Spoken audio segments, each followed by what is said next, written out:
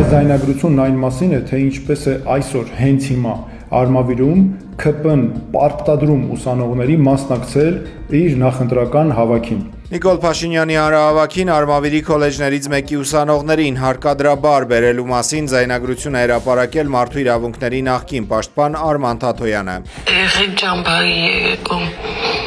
Երեխեք ջան, վաղը ժամը 5-ին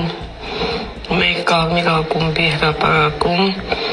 պիտի հավաքվենք, երկու կուրսին էլ վերաբերվում է։ Ես հասկանում եմ, որ գյուղերից տեղից ունենք եկողներ, որ չի բացառվում, որ չկարողանան գալ։ Նրանք, ովքեր շատ հեռվից են գալի, հնարավոր է խնդիր չկա, ասենք, մի քանի հոգու բացակայություն, ոչինչ։ Բայց նրանք, ովքեր ունեն այդ հնարավորությունը գալու, նամանավանդ քաղաքի բնակիչներ, խնդրում եմ, ես էլ եմ գալու ժամը 5-ին հրապարակում, ուղղակի այնպես չանեք, ինձ հանձնարարել են, որ ես ասեմ, ես էլ ձեզ եմ հանձնարարում, երեխեք, այնպես չլինի, որ ես գնամ կանգնեմ հրապարակում ու տեսնեմ, որ իմ երկու խմբից ոչ ոք չկա։ ԿԳՄՍ նախարարությունը ուսումնասիրում է ազանգը եւ խոստացել է պարզաբանում ներկայացնել, իսկ քոլեջի ներկայացուցիչը Արմլուրի գործընկերներին ասել է, թե նման բան չկա, թյուրիմացություն է։ Օրեր առաջ Ապարանում Նիկոլ Փաշինյանի հանրահավաքին Արագածոտնի մի քանի գյուղերի ուսուցիչների ու աշակերտների ավտոբուսներով բերել էին հանրահավաքին։ Դեպքը բացահայտելուց հետո 4 դպրոցի տնօրեններ ազատման դիմումներ էին գրել Նիկոլ Փաշինյանի հորդորով։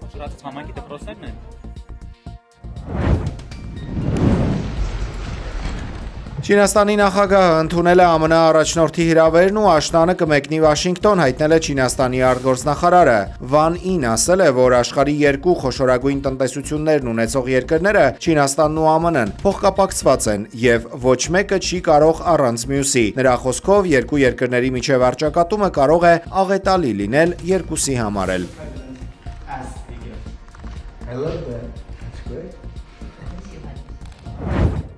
Ամերիկյան պատվիրակության անդամները, որոնք պաշտոնական այցով գտնվում էին Չինաստանում, հայրենիք վերադառնալուց առաջ ստիպված են եղել հանձնել բոլոր ստացած նվերներն ու հուշանվերները։ Այս մասին հայտնել է New York Post-ի լրագրող Էմիլի Գուդինը։ Ըստ նրա, ԱՄՆ ներկայացուցիչներից վերցրել են բացարձակապես ամեն ինչ, ինչ նրանց տվել կամ նվիրել էին չինացի պաշտոնյաները։ Նույնիսկ հավատարմագրման բեյջերը, կրծքանշանները եւ մեկանգամյա օգտագործման հեռախոսները։ Չինաստանից ոչինչ չի թույլատրվել բարձրացնել օդանավ։ Այդ իրերը պատվիրակության անդամները նետել են օդանավասանդուղքի մոտ տեղադրված աղբամանը, նշել է լրագրողը։ Ամերիկյան հատուկ ծառայությունները մտահոգություն են ունեցել, որ չինական կողմը կարող էր նվերների կամ աքսեսուարների մեջ տեղադրել գաղտնալսող սարքեր կամ լրտեսող այլ տեխնիկա։ Ուշագրավ այս տեղեկությունը, ըստ վերլուծաբանների, նորից ընդգծում է գերտերությունների միջև առկա անվստահության բարձր մակարդակը, երբ նույնիսկ սովորական կրծքանշանը կարող է դիտարկվել որպես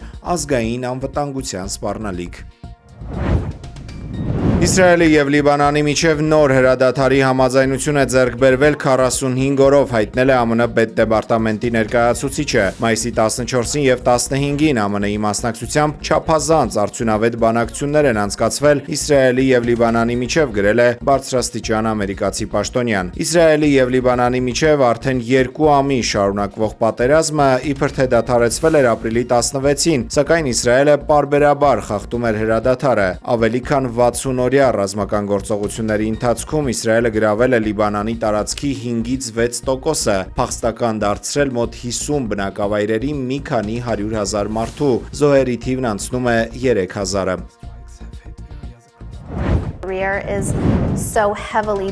Քիմ Քարդաշյանը վճարել է $500,000 գրավն ու Օկլահոմայի բանտից ազատ է արձակել մահապատժի դատապարտված 63-ամյա ամերիկացուն։ Տղամարդը մոտ 30 տարի անցկացրել է ճաղերի հետևում մի քաղաքացու սպանությունը պատվիրելու մեղադրանքով, սակայն նա չէր ընդունում մեղքը։ Ռեալիթի շոուի ամերիկահայ աստղ Քիմ Քարդաշյանը, որ վաղուց հանդես է գալիս ԱՄՆ-ում քրեական դատավարության համակարգի բարեփոխումների եւ անմեղ դատապարտվածների պաշտպանության օգտին, տարիներ շարունակ բարձրաձայնում էր այս գործի մասին, օգտագործելով իր միլիոնավոր լսարանը։ Արդյունքում ԱՄՆ գերագույն դատարանը չեղարկել է տղամարդու մեղադրական դատավճիռը, հաստատելով, որ դատախազները դատավարության ժամանակ գիտակցաբար թույլ են տվել հիմնական վկային կեղծ ցուցմունք տալ։